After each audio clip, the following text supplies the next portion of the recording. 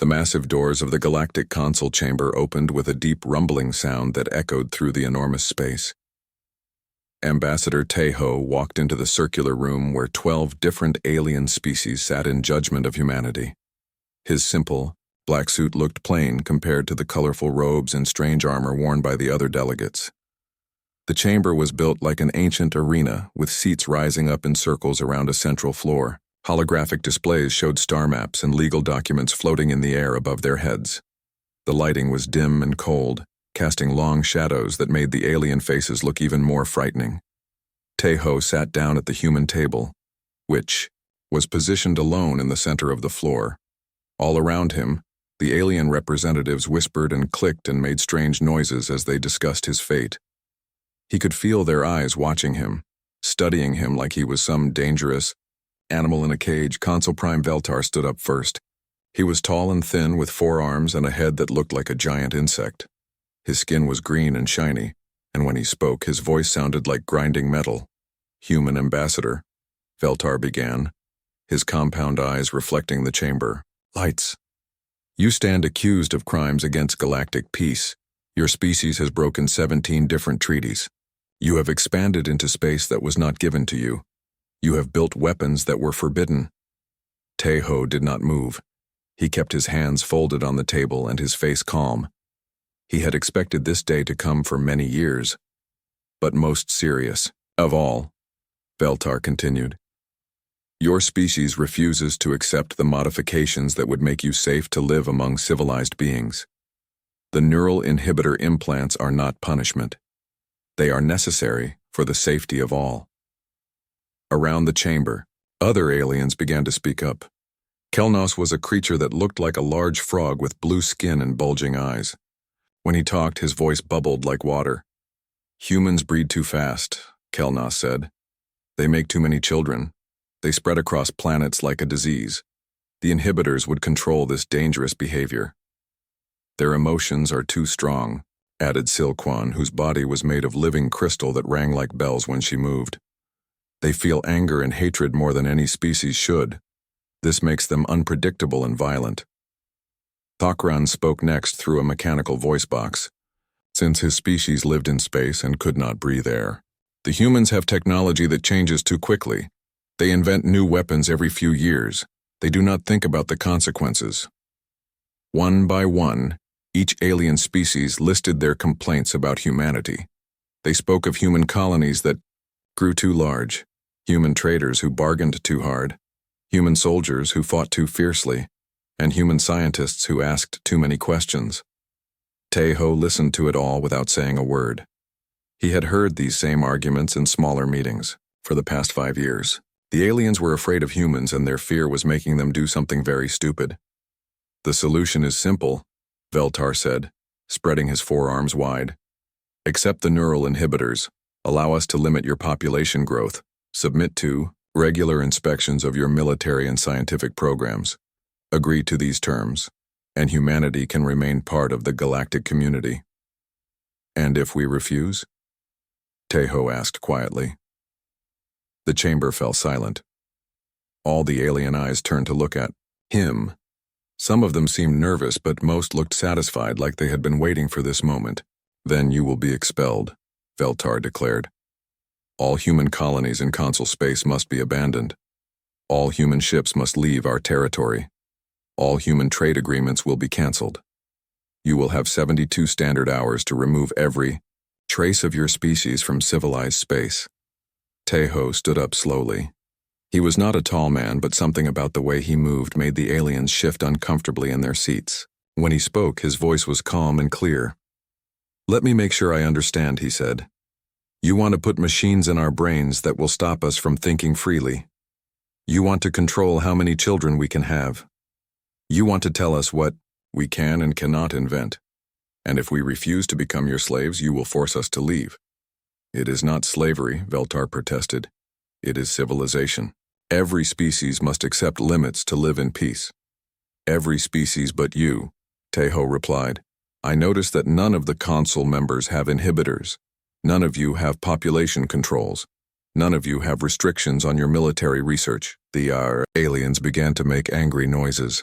Veltar's wings buzzed with irritation.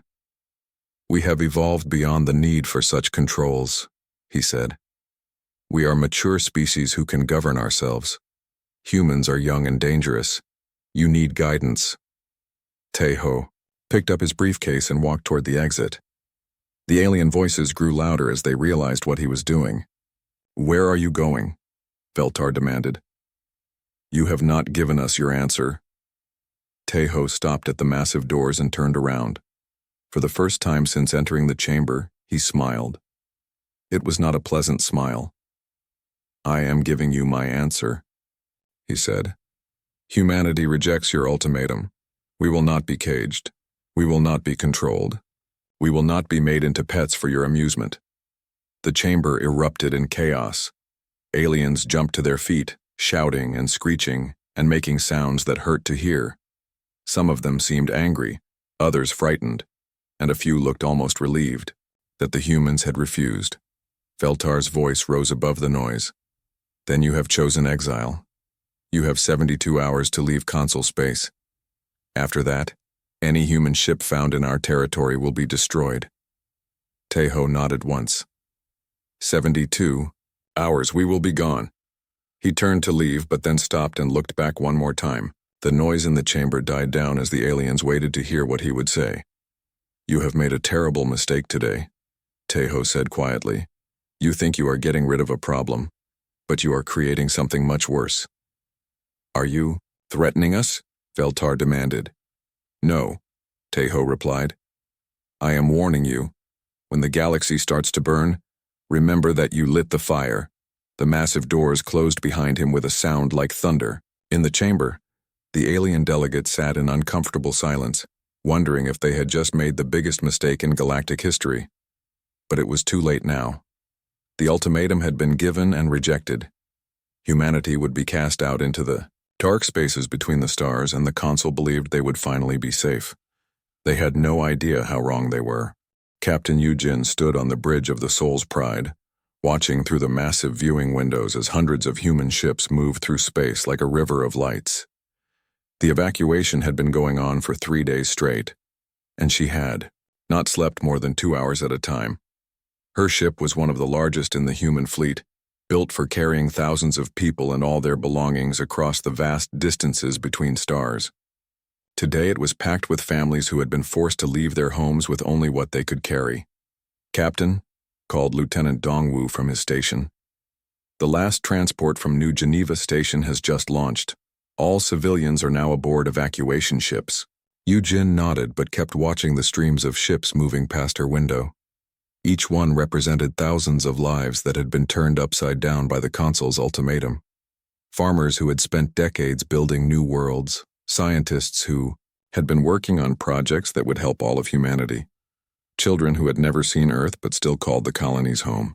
"What about the industrial facilities?" she asked. "All equipment has been removed or destroyed according to Protocol 7, Dongwu replied. "Nothing useful remains for the aliens to study." Protocol 7 was something most humans had never heard of, but every military officer knew it by heart. If humanity was ever forced to abandon territory, nothing of value would be left behind. Not technology, not weapons, not even basic tools that might help an enemy understand how humans thought and worked. On the main display screen, Yujin could see alien ships approaching the abandoned human colonies. They moved slowly and carefully, probably expecting some kind of trap. The lead ship was flying consul flags and broadcasting messages about peaceful occupation of former human territory. "Communications Officer Minho," Yujin called. "Are we receiving any messages from the incoming alien forces?" Minho looked up from his console with a strange expression on his face. "Yes, Captain, but they are not happy messages. The aliens are sending complaints to anyone who will listen." "Complaints about what?" "Nothing works," Minho said with a small smile. "The power plants are dead. The manufacturing equipment has been melted down to scrap metal. The computer systems have been wiped so completely that even the basic operating programs are gone. The aliens are finding empty buildings and useless machinery." Yujin felt a grim satisfaction at this news. The human colonists had worked for months to prepare for this day, even though they had hoped it would never come.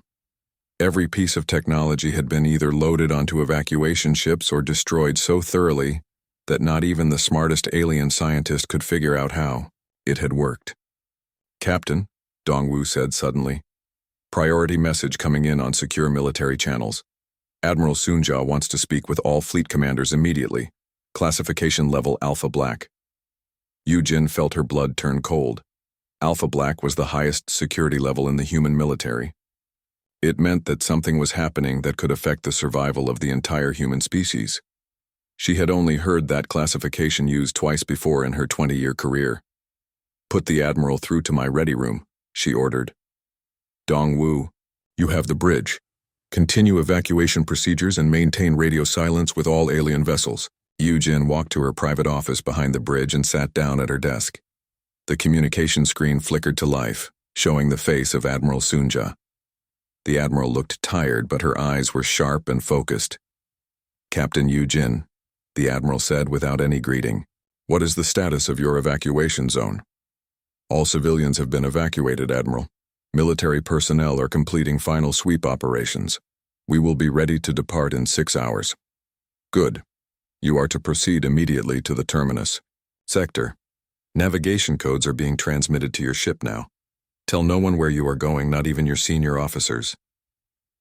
Yujin looked at the Admiral's face on the screen. She had served under Sunja for 5 years and had never seen her look so serious. "Admiral, may I ask what is happening?"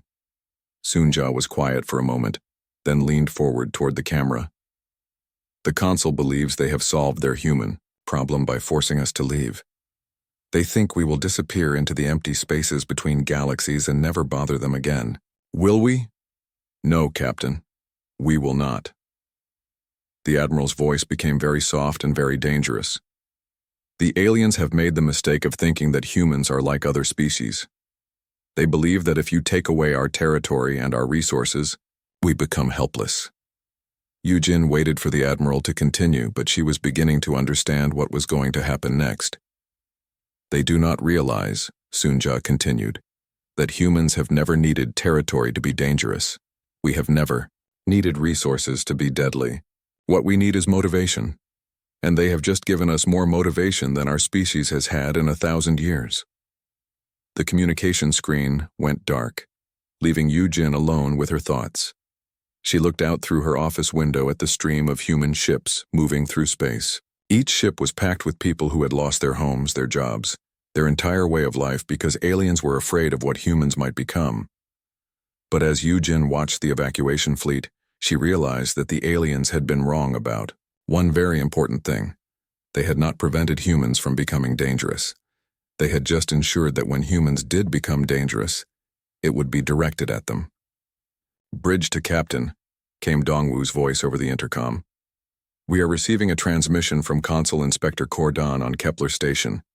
He is demanding to know why none of the human facilities are operational." Yujin smiled for the first time in days. "Tell the good inspector that human technology only works for humans. If he wants it to function, he should have thought of that before he voted to exile us." She stood up and walked back to the bridge, where her crew was working to coordinate the final stages of the evacuation. Outside the windows, the last human transport ships were disappearing into hyperspace, heading for destinations that the aliens could not imagine. "Set course for the terminus sector," Yujin ordered. "Maximum speed, and send a message to all human colonies, military bases, and deep space stations. Use priority channel 1. "What should the message say, Captain?" asked Minho. Yujin looked out at the empty space where human colonies had existed just days before. Soon alien colonists would be living in those places, thinking they had won a great victory over the dangerous humans. "Tell them that Phase 1 is complete," she said quietly. "Tell them it is time to begin Phase 2. As the Soul's Pride jumped into hyperspace, Yujin could not help but wonder what the aliens would think when they realized that forcing humans to leave had been the worst mistake in galactic history. Fleet Admiral Sunja walked through the corridors of Incheon Station, the most secret military base that humanity had ever built. The station was hidden in the empty space between galaxies, where no alien ship had ever traveled. It was so far From any star that it appeared as nothing more than a tiny speck of metal, floating in the endless dark. The Admiral entered the main command center, where hundreds of human officers worked at computer stations that glowed with information from across the galaxy. Giant screens showed star maps, ship movements, and intelligence reports that painted a picture of alien activity throughout consul space. "Report," Sunja ordered as she took her position at the central command platform. General Kyung-soo stepped forward. He was in charge of special operations, the branch of the military that handled missions too dangerous or too secret for regular soldiers. 3 months since the exodus began, he said. Our intelligence network reports that the alien species are already fighting among themselves over the territory we abandoned. The Veltari want the farming worlds because their food production has been failing. The Kelnari are claiming salvage rights to our space stations because they need the raw materials. The crystalline hierarchy wants to study our abandoned research facilities. Sunja nodded with satisfaction. This was exactly what human strategists had predicted would happen. Aliens were greedy and suspicious of each other just like any other intelligent species. Without humans to focus their fear on, they were turning on each other. "What about our deep cover agents?" she asked. "All in position and reporting regularly," Kyung-soo replied. "The aliens still have no idea that some of their most trusted advisors and military officers are actually human operatives who have been in place for years." Sunja walked to one of the large display screens that showed the genetic and biological profiles of every alien species in the consul. The information had been gathered over decades of peaceful contact, when humans had worked alongside aliens and learned everything about their biology, their technology, and their weaknesses. "Commander Myung," Sunja called to a young officer who was standing near a smaller display. "Status report on Project Mirror." Myung activated her console and the main screen filled with detailed images of alien anatomy and DNA structures. "Project complete, Admiral. We have successfully mapped the genetic codes of all 12 consul species. Our scientists have developed synthetic compounds that can alter human appearance, scent, and even blood chemistry to perfectly match any alien race." The room fell silent as everyone realized what this meant. For years, while the aliens had been debating whether humans were too dangerous to live freely, human scientists had been learning how to become perfect copies of those same aliens. "How long can the transformation last?" Sunja asked. 6 months for a complete biological change, Myung replied. "Our agents can live among alien populations for extended periods without being detected by any known scanning technology." Sunja smiled, but it was not a pleasant expression. "Excellent. Captain Jae-sung, what is the status of the Phantom Fleet?" A tall officer stepped forward from the tactical station. 1,000 ships, Admiral, each one equipped with stealth technology that makes them invisible to consul sensors. Every ship is crewed by soldiers who have undergone genetic modification to appear as members of different alien species. On the main display, tiny red dots appeared scattered throughout the galaxy. Each dot represented a human warship that was already inside consul space, hidden among alien trade routes and military patrols. "The aliens think they expelled all humans from their territory," Sunja said to the assembled officers. "They have no idea that we have more ships in their space now than we ever had when we were officially welcome there." General Kyung-soo activated another display that showed intelligence reports from human agents throughout the galaxy. "Our operatives report increasing paranoia among consul leadership. Strange equipment failures are being reported on alien worlds. Computer systems are malfunctioning in ways that seem impossible. Military communications are being intercepted and altered." "And they suspect nothing?" Sunja asked. "Nothing at all," Kyung-soo confirmed. "When something goes wrong, they blame each other. The Veltari think the Kelnari are sabotaging their equipment. The crystalline hierarchy believes the void swimmers are interfering with their networks. Each species is convinced that the others are plotting against them." Sunja walked to the center of the command platform and looked around at her officers. These were some of the smartest and most dedicated people humanity had ever produced. They had spent years planning for this moment, when humans would no longer have to pretend to be peaceful partners with species that feared and hated them. "The titular aliens made a critical error," she said. They assumed that humans are like other species. They thought that if they took away our colonies and our trade agreements, we would become weak and helpless. She gestured to the displays showing human agents and ships scattered throughout alien space. They never considered that humans do not become weak when we are attacked. We become creative. We adapt. We find new ways to survive and thrive in any environment. What they also failed to understand, Sunja continued, is that humans are very good at learning from our enemies. Every alien species that voted to exile us also provided us with detailed information about their biology, their technology, and their psychology through decades of diplomatic contact. The Admiral walked to a display that showed the current political situation in consul space. Alien governments were becoming increasingly unstable as mysterious problems plagued their worlds. Trade disputes were escalating into military conflicts. Ancient alliances were breaking down as species accused each other of sabotage and treachery. They wanted to cage us because they were afraid of what we might become, Sunja said quietly. They never stopped to consider what we already were. She turned to face her officers, and her voice became sharp and commanding.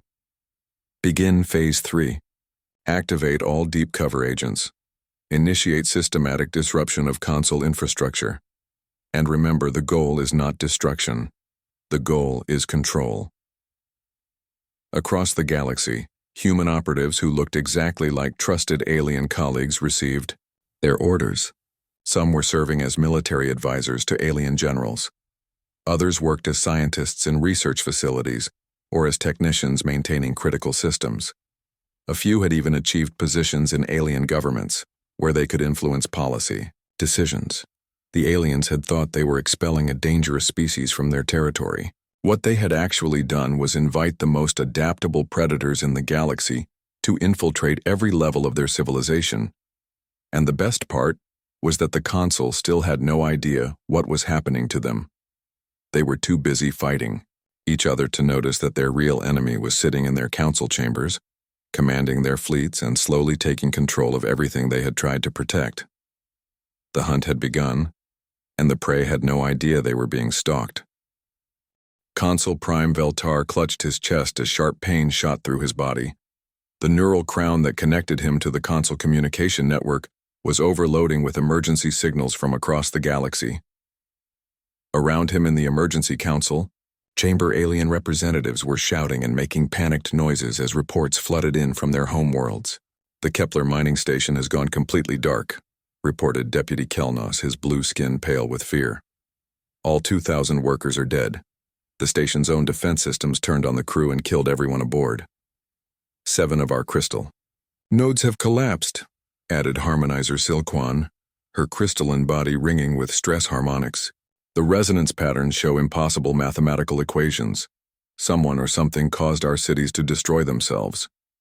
Master General Thokran spoke through his mechanical voice translator because his species could not breathe normal air. Our deep space monitoring posts are detecting ghost ships, vessels that appear on our sensors but vanish when we send ships to investigate. Our crews are reporting nightmares and psychological breakdowns. Veltar's compound eyes moved frantically as he tried to process all the information. 3 months had passed since the humans were exiled from consul space. 3 months of growing, chaos and system failures that made no sense. This cannot be coincidence, Veltar said, his voice filled with desperation. The humans must be responsible for these attacks. Impossible, interrupted Chief Investigator Mordell, a cybernetic being whose body was part machine and part organic tissue. Our surveillance networks confirm that no human ships have entered consul space. We have detected no human DNA on any of the compromised installations. Logic indicates these are unrelated system failures. Veltar was about to respond when the chamber's light suddenly dimmed. The holographic displays flickered and went dark. Emergency power kicked in, bathing the room in a red glow that made all the aliens look even more frightening than usual. When the main display screen came back online, it showed something that made every alien in the chamber freeze with terror. A human woman in a military uniform was standing on what was clearly the bridge of a warship. Behind her, human officers worked at control stations. "Greetings," Members of the Galactic Consul, the woman said in a calm, pleasant voice. I am Admiral Sunja of the Human Defense Fleet. You seem confused about recent events in your territory. Please allow me to provide some clarification. The camera pulled back to show the full bridge of the human ship. It was clearly a military vessel, with weapons displays and tactical screens visible in the background. But what made the aliens gasp in horror was not the ship itself, but the fact that it was obviously operating inside consul space. You believed that exiling humanity would solve your security concerns, Admiral Sunja continued. You thought that forcing us to leave your space would make you safe from the dangerous unpredictability of our species.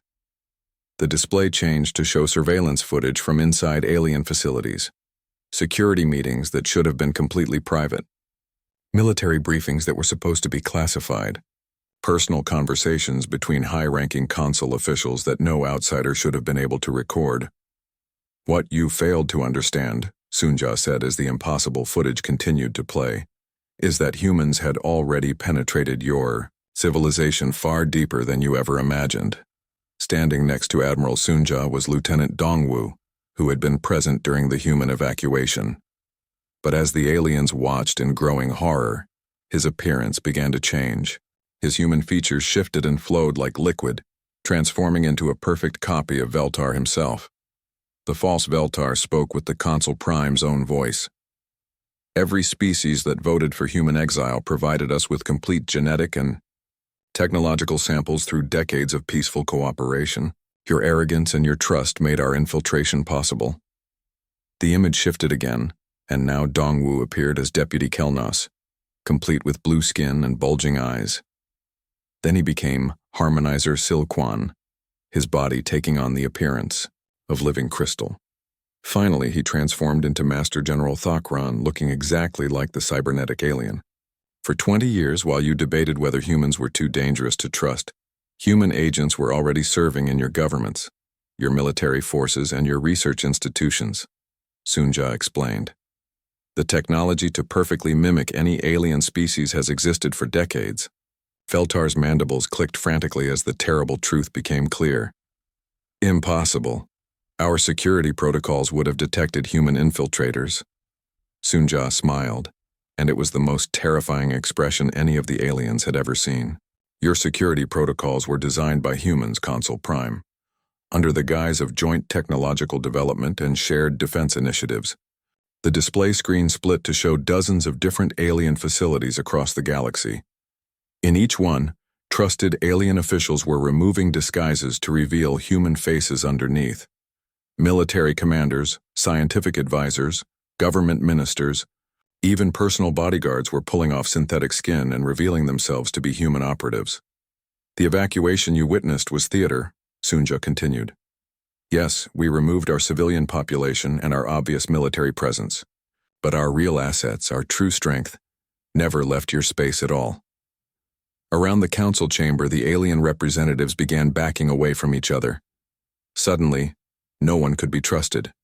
Any colleague, any advisor, any friend might be a human agent in disguise. How many of our people are actually human? Kelnos asked in a voice barely above a whisper. Enough, Sunja replied. Enough to control your communication networks, enough to sabotage your critical infrastructure, enough to turn your own defense systems against you, and certainly enough to make organized resistance impossible. The Admiral gestured to something off-camera, and the display changed to show a map of the galaxy with thousands of red dots scattered throughout consul space. Each dot represented a human agent or a human ship operating under false identities. You wanted to cage humanity because you feared what we might become, Sunja said, her voice becoming soft and dangerous. You never considered what we already were. We are the species that survived on a world where everything was trying to kill us. We are the species that learned to adapt to any environment and overcome any challenge. She leaned forward toward the camera, and her eyes seemed to look directly at each alien in the chamber. Most importantly, we are the species that never forgets when someone tries to hurt us. The transmission began to fade, but Sunja's voice remained clear. You have 72 hours to surrender unconditionally. After that, we will stop being subtle about our presence in your space. The screen went dark, leaving the council chamber in absolute silence. The only sound was Veltar's terrified chittering as he realized that the humans had never really left, at all. They had simply removed their masks and revealed that they had been in control all along. Outside the chamber, in government buildings and military bases across the galaxy, alien officials were staring at trusted colleagues and wondering which ones were actually human agents. The paranoia that Sunja had predicted was already beginning to tear the consul apart from within. The humans had been exiled for being too dangerous to control. Now the aliens were learning that they had never been in control in the first place. President Hyejin stood in the observation deck of New Sol, the massive space station that now served as the capital of the new galactic government. Through the enormous windows, she watched as the last consul fleet surrendered without firing a single shot. The alien ships lowered their shields and powered down their weapons as human vessels moved into formation around them. 6 months had passed since the humans were exiled from consul space. Now those same humans were not just back in galactic civilization, they were running it. The transition had been faster and more complete than even the human strategists had dared to hope. Status report, Hyejin said to Secretary General Insu, who was reviewing holographic displays that showed the current state of the galaxy. All major consul worlds have formally requested human administration, Insu replied. The Veltari, Hives are asking us to manage their food production systems because their own agricultural ministers turned out to be human agents who had been deliberately creating shortages. The Kelnari Collective has offered complete tributary status in exchange for protection from what they call shapeshifter infiltrators. Hyejin smiled at the irony. The aliens were now begging for protection from the very humans they had tried to exile, not realizing that their human protectors were the same infiltrators they feared. What about resistance movements? She asked. Collapsing rapidly, Insu answered. When you cannot trust your own military commanders, intelligence chiefs, or even family members, organizing effective resistance becomes impossible. Every time an alien group tries to plan an attack against human forces, we know about it before they finish making their plans. Through the viewport, Ambassador Taeho was returning from negotiations with the final holdout systems. His shuttle approached the docking bay of New Sol, escorted by ships flying the new flags of the Human Galactic Alliance. Hyejin remembered the quiet dignity he had shown when facing the consul's ultimatum just months ago. How did the negotiations go? Hyejin asked when Taeho joined them in the observation deck. The crystalline hierarchy has agreed to full integration, Taeho reported. Complete technological sharing, human oversight of their computational networks, and formal apology for the exile order. They are particularly eager to demonstrate their cooperation. And the others? The Machine Collective has requested human technicians to repair their systems after what they call mysterious malfunctions. The Void Swimmers want human navigators because their own pilots keep getting lost in space sectors they have traveled for centuries. Even the proud Stellar Empire has asked for human advisors to help them understand why their ancient alliances are falling apart. Hyejin walked to the main display, which showed reports streaming in from across the galaxy. Former consul worlds were competing with each other to prove their loyalty to the new human-led government. Alien species that had once demanded human exile were now offering tribute and requesting human guidance for even basic governmental functions. They still do not understand what really happened, do they? She asked. Taeho shook his head. They think this is all about military conquest and technological superiority. They believe we defeated them through advanced weapons and clever strategy. But that is not the real truth, Insu added. The real truth is much simpler and much more frightening for them to accept.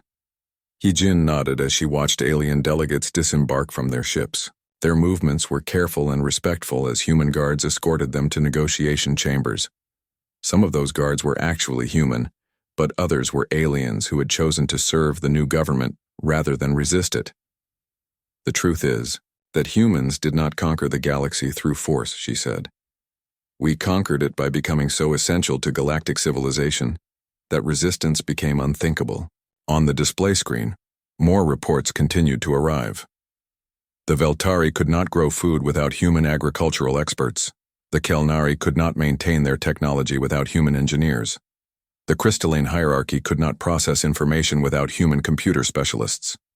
Every alien species had become dependent on human knowledge and human assistance. For decades, while they debated whether we were too dangerous to trust, we were making ourselves indispensable, Tae-ho observed. We built their communication networks. We designed their security systems. We trained their technicians and educated their leaders. By the time they decided to exile us, removing humans from their civilization would have been like removing the foundation from a building. So when they forced us to leave, Insu continued, everything started falling apart. Not because we sabotaged anything, but because we had become the invisible foundation that held their society together. Ye-jin thought about the consul chamber, where Tae-ho had faced the alien ultimatum. Those same aliens were now lining up outside human offices, begging for meetings with the species they had tried to exile. Fear had been replaced by desperate need. The exile was never about punishment, she realized. It was about fear. They were afraid that humans would eventually take control of galactic civilization. And in trying to prevent that outcome, Tae-ho said quietly, they guaranteed it would happen. On the tactical display, Admiral Sunja appeared via communication link from her flagship. The Admiral looked satisfied as she reported on the final stages of the transition. All remaining consul military forces have surrendered, she announced. The last independent alien governments have requested admission to the Human Galactic Alliance. Resistance has ended not through military defeat, but through the simple realization that they cannot survive without us. Casualties? Ye-jin asked. Minimal, Sunja replied. Less than 1,000 beings killed galaxy-wide, and most of those were accidents during the chaotic early days. This was the most bloodless conquest in galactic history. Ye-jin walked back to the observation windows and looked out at the streams of ships moving through space. Human vessels, alien vessels, and mixed crews all working together under the new galactic government. It looked peaceful, almost normal. The consul wanted to cage humanity because they feared what we might become, she said to her advisors. They never realized that we had already become it. What do you mean? Insu asked. They feared that humans would take over galactic civilization, Ye-jin explained. But we did not take it over. We built it. We created the technology that connects their worlds. We established the trade networks that feed their populations. We developed the systems that maintain their security. She gestured to the display showing the new galactic government structure. Humans held the top leadership positions, but aliens filled thousands of important roles throughout the administration. It was not a human empire ruling over conquered aliens. It was a human-designed system that aliens had voluntarily joined because they needed it to survive. The galaxy did not fall to human conquest, Ye-jin concluded. The galaxy discovered that it had been human territory all along. We just finally decided to stop pretending otherwise. Outside the windows of New Sol, the ships of 100 different species moved through space under human command. The aliens had wanted to exile the dangerous humans to protect their civilization. Instead, they had learned that their civilization was humanity's greatest creation, and they were just living in it. The Galactic Consul had watched in terror as humans abandoned the table. What they had not realized was that humans had built the table, the room, and the entire building. And now, finally, humanity had returned to claim what had always been theirs.